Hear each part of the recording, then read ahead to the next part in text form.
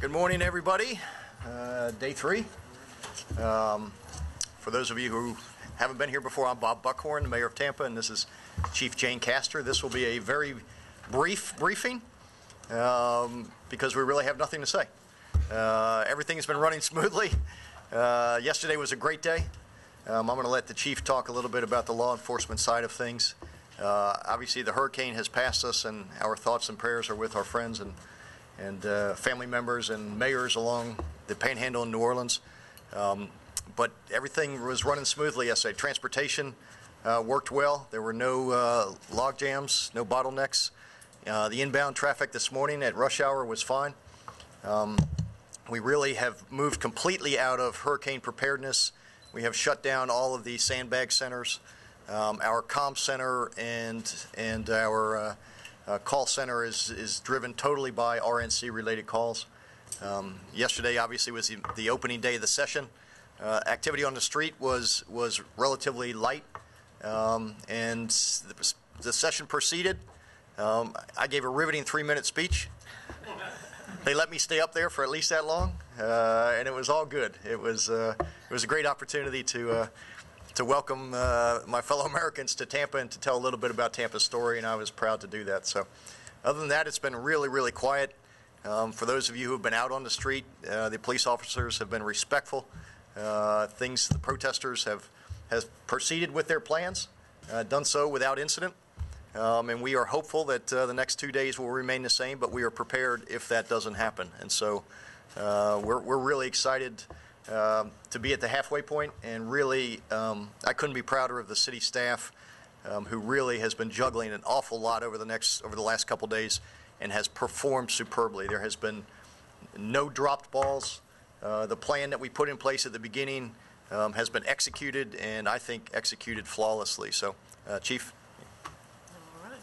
Good morning. As the mayor said, everything has been going well. We had a couple of scheduled and unscheduled marches yesterday, and basically went off without a hitch. We have the officers, deputies, and troopers, as the mayor said, have been performing beyond expectations. And despite some of the baiting techniques and some of the individuals that really have shown a desire to be arrested, we made no arrests yesterday. So all went well. We have some visitors from Charlotte that are here that have been basically embedded with us, watching to see how we're doing things, and I'm assuming taking those lessons learned back to Charlotte in preparation for their event next Tuesday.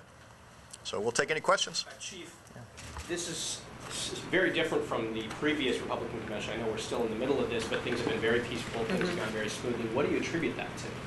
Well, I don't know. I'd like to attribute it to good law enforcement, but I believe that the officers, again, the communication from the very beginning with everyone that was coming here, clearly communicating the ground rules. There aren't nearly the number of demonstrators that we expected, but even those individuals that did come that wanted to cause disruption haven't been able to do so yet. But it's, as the mayor said as well, it's been a great effort on the part of not just law enforcement, but all city departments and everyone working very well together to ensure that it's a safe event. Because there have been so few protests, or fewer than expected, I should say, are you moving resources elsewhere or adjusting the plan as a result of that? No, we're not making any adjustments other than some of the fine-tuning and moving units around, because this isn't over yet. And we still have a couple of large events that are scheduled to demonstrations, so we haven't scaled back on the resources at this point. We have in certain areas, with our booking procedures, we had scaled back on that originally, and we've taken that back even further. We have the ability, because that's a local resource, to call individuals in if we do have any large-scale numbers and arrests, but we don't anticipate that based on the way things are going at this point. Heading into the event, there were projected 15,000 protesters. Can you put a guesstimate now, we're 2 days in, on the number of protesters that are actually here, and to what do you attribute the less number of protesters than I'm not sure what it's attributable to, but I would guess there's maybe a couple thousand that are here all the way around the Tampa Bay area, but I'm not sure what that would be attributable to. I know that there was some information that was tweeted saying that several of the bus companies that were bringing demonstrators into the Tampa Bay area had canceled based on the weather originally, but I'm not sure why that couldn't have been rescheduled. I've noticed going around downtown that law enforcement is moving in large groups. You'll see 20 or more officers in some cases. Part of the reason things have gone so well, do you believe, a show of force, that they're very visible and they're moving in large groups? Yes, we have officers assigned in squads and platoons, and we have asked them to disperse throughout the downtown area and not remain in large numbers unless there is an event going on. But obviously to traverse from point A to point B or wherever their assignments are, then there are some groups that are traveling en masse. But, that's what we wanted to show, was that the officers were downtown and they were available. One of some of the feedback that I'm getting from everyone, the citizens, visitors, is that the officers are going out of their way, friendly, approachable, providing direction, and that's what we're looking for. As the mayor said, we're a very friendly town, and that's the impression that we're trying to leave with everyone. Mayor, have you seen this as the bonanza for small business that a lot of people expected? We've noticed that outside the perimeter, a lot of those shops don't seem to be going great guns, if you know what I mean. Yeah, Joe, we knew going into this that there will be businesses that had expectations that were not going to be met, and that there will be businesses that had underestimated how wildly successful the impact of this would be. Clearly those in the downtown perimeter and in close proximity to the secure zone are having some challenges, because a lot of their daily traffic has either chosen to avoid that area or chosen to telecommute. And so, we knew that going in that was going to happen, and that's why we didn't raise expectations. But I can tell you also, Joe, that there are, and they stop me all the time, folks out there who are having the best week that they will ever have because of this convention. And it's not just here in Tampa, it's all over the Tampa Bay area. And so, I can't guarantee success. All I can do is guarantee opportunity. Is it the security, at least in part, outside the perimeter, that's probably dampening business for some of those? Oh, I think so. I think the reality is, there are folks who are staying away because of the checkpoints and because of the other security measures. Now, fortunately, there's not a lot of retail establishments around the perimeter necessarily, and around the convention center, just by virtue of the geography here. Some of the retail establishments on Franklin Street and the immediate downtown area have not enjoyed the success that they had hoped for. Part of that is because of all the security, part of it is because of the fencing. There's nothing I can do about that. That's the reality of a post 9/11 world. Mayor, can you be more specific on some of the businesses who say they've had the best week they've ever had? Well, I think if you went to any of the restaurants in Ybor City, if you went to the restaurants in West Shore, if you went to a Mise en Place over off of Kennedy Boulevard, if you go to any of the catering companies, I think this has been a bonanza for them. They are just busy as you can possibly be. Go ask Burns, go ask David Laxer, and I think he would tell you unequivocally that this has been a great year for them. It's a tough balancing act for us because we know that based on previous conventions, that's exactly what happens. We've tried to be as proactive as possible about tweeting and pushing out on social media that downtown is open for business. But in reality, there's going to be some folks who didn't do as well as they had hoped. Chief, I know you talked about this in the past, but the amount of bike patrols and horse patrols, what advantage does that give you compared to foot patrols and vehicle patrols? The bike patrol is one of the lessons learned from past conventions, is that basically the ease of mobility with the bike patrols, and then the ability to place those bicycles end to end and develop barriers where we can direct the flow of the crowds. The value is just immeasurable. And then the view of it, the approachability, the friendliness of the officers out on the bike. That's something that we have 200 officers out there on bicycle, and frankly, if we had to do it again, we probably would have put even more officers out on bicycles. The horses, they have great value historically in any type of a large crowd situation, just by virtue of the height. You know, they're up above everyone, and everyone is going to move when a horse comes walking down the road. So it's very valuable. Is there anything specific this week, a demonstration or gathering in which those two methods proved valuable?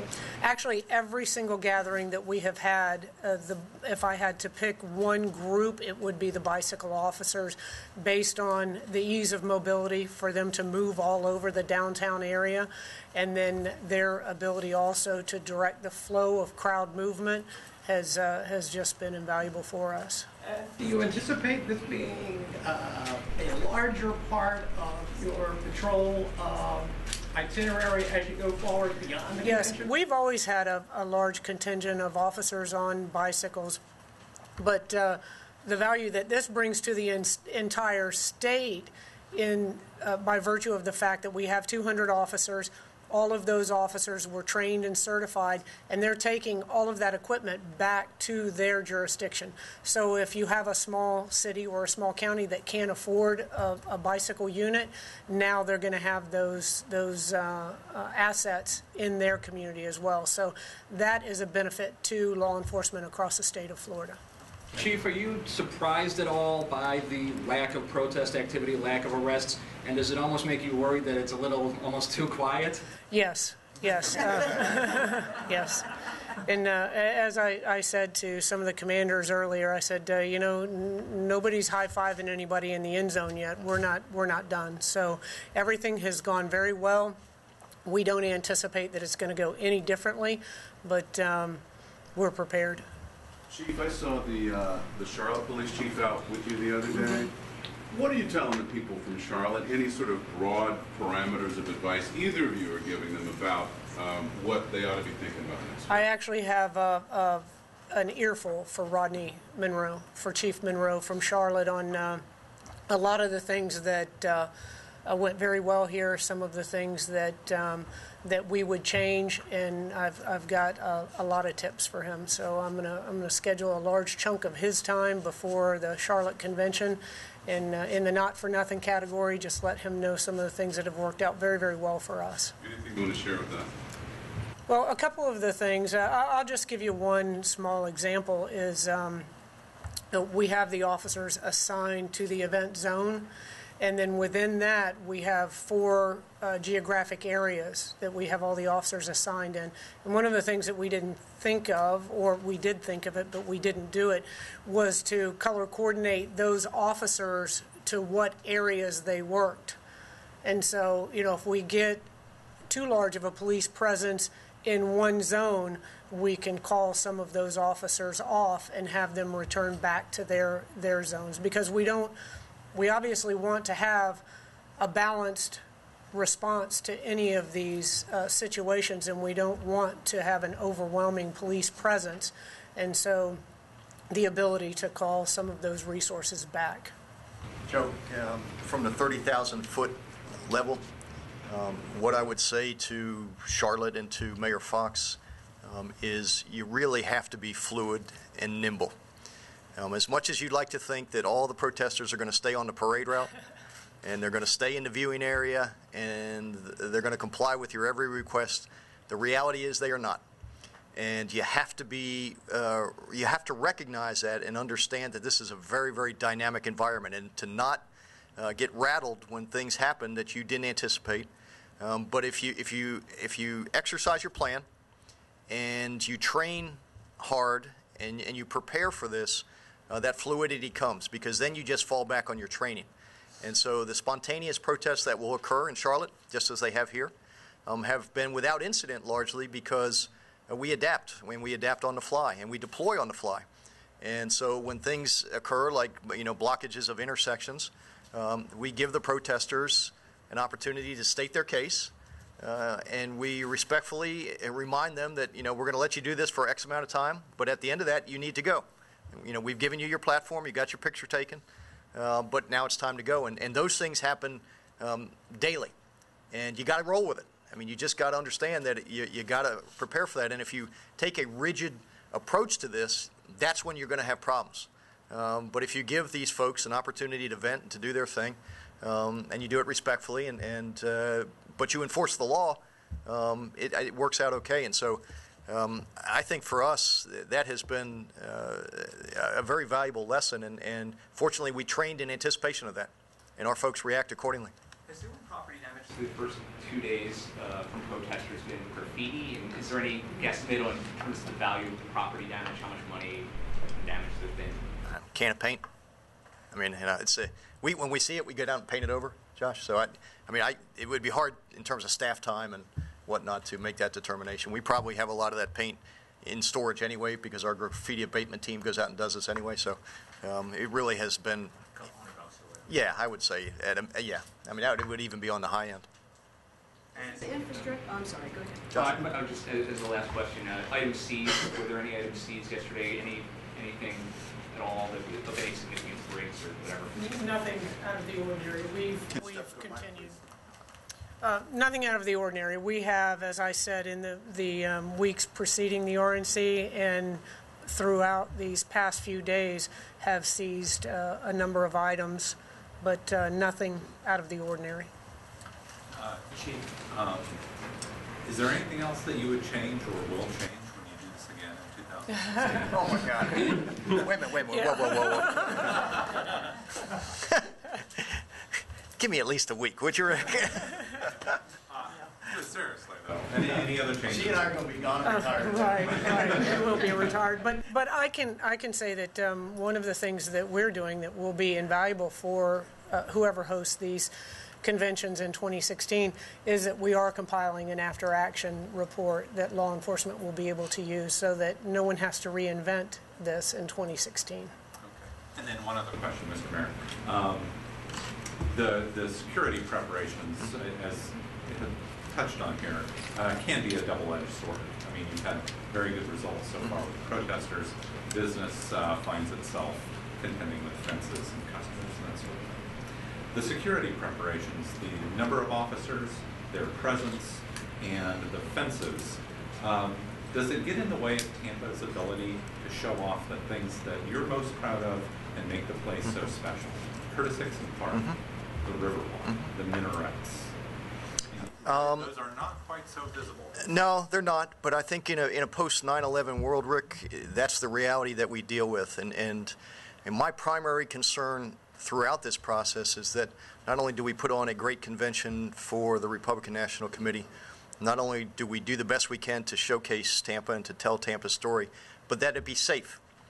And I'd rather over-prepare and over-train and over-deploy and put a overwhelming show of strength on the streets, recognizing that that is going to impede some of the things that you talked about.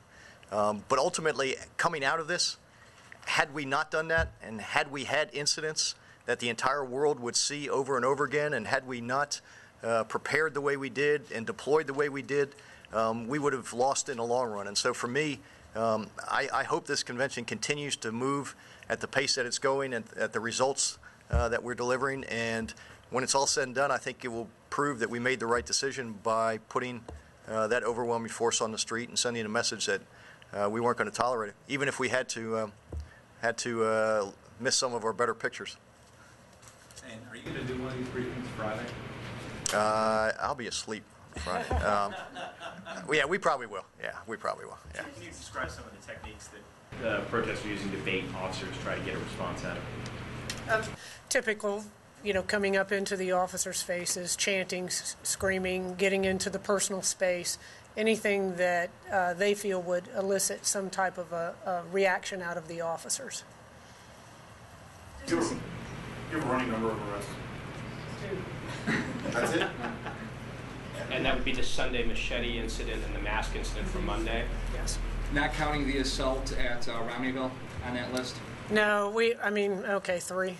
We can count there was an individual that lived in a shed behind the Army-Navy store, and someone who was camping in Romneyville broke into that shed and assaulted him. So, 3. Any indirect, you DWIs or disorderly conducts or nightlife-related things that might be? No, nothing. Everybody has behaved themselves so far in all of the after parties. Does the security infrastructure stay in place Friday, or how do you kind of, when you start downscaling on just the fencing? Right. From the security standpoint, everything will be brought down. The event, for all intents and purposes, from our end, ends at midnight on Thursday. So we will start dismantling everything and sending individuals home after that. Chief, for the record, have you released a number of law enforcement officers attending and working for you? And if so, what is it? An exact number of officers? A rough Well, estimate of the number. on the federal, state, and local, there's between 3,500 and 4,000, but that involves transportation, venue security. There's a lot of assignments associated with that. From how many agencies? We have over, just from the state of Florida, from sheriff's offices, state troopers, and police officers, we have over 50 agencies that are assisting us.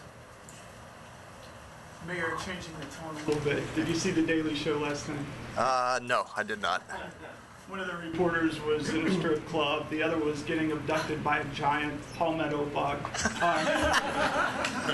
I know a lot of 20-somethings, they don't watch the local news anymore. They don't read the paper. They get their news from The Daily Show. God bless them. And this is going to be their image of Tampa. What are some of your thoughts on some of the TV coverage so far? Well, there's not much I can do about giant palmetto bugs, candidly, and I think most folks recognize humor when they see it. Jon Stewart's a very, very talented guy, and even when he's poking fun at us, he's very funny. It is what it is, and if we can't laugh at ourselves, then shame on us. We've got a lot of great qualities in this city, and certainly we have some blemishes as well. But it is what it is, and you can't go through life taking yourself that seriously. So if humor gets to the point, and if people remember Tampa, even if it is for giant man-eating palmetto bugs, that's right. I'll take it. I'll take it. How about the news media? What has been your perception of how Tampa has looked on TV in general? It's interesting. I haven't had a chance to watch much of the TV. I'll read the clips, and I think the coverage has been overwhelmingly positive. I mean, I think the delegate experience has just been amazing. I mean, I can't tell you how many delegates and staffers stop me and say that this is the most welcoming, warmest, friendliest city that they have ever been in. I mean, we got thousands of volunteers out there who greet people from the moment they get off the plane. I mean, I've got people who stop me everywhere I go and say, "Welcome to Tampa." And I'm like, I'm the mayor. You clearly live in Sarasota or somewhere. But, all the national news, I mean, that picture and that backdrop of Garrison Channel and Harbor Island and the bridges lit up, I mean, has been truly, truly amazing. And so that's the picture that's going out to the world. And so I think the coverage has been great. I mean, I think how the city handled Isaac at the same time we were hosting this event, and the performance of our staff throughout that process was seamless. There was no drama. We just went out and executed our jobs. I think spoke volumes about who we are as a community and how we have our stuff together. Now it's on to the politics, but every time they run that picture, every time they mention that name and the tens of millions of mentions of Tampa, Florida, I mean, we're never going to get that chance again. And so for all the giant palmetto bugs and alien space lap dances and all that stuff, it's okay. It's all right. In that same vein, where Tampa is going out across the world in the same tone, would Tampa be ready to make a bid for a G12 summit? I'm going to put you in. There's going to be 4 arrests, and you're going to be one, and you're going to be the next one. I think we have proven to the world that we are amongst top-tier cities that can host major international events. I don't think there's any question, if this continues the way it goes, that we have proven ourselves over and over again that we are capable of doing this, that while we may be a mid-sized American market, that we can man up and we can get the job done. And so, talk to me next week after I get some sleep.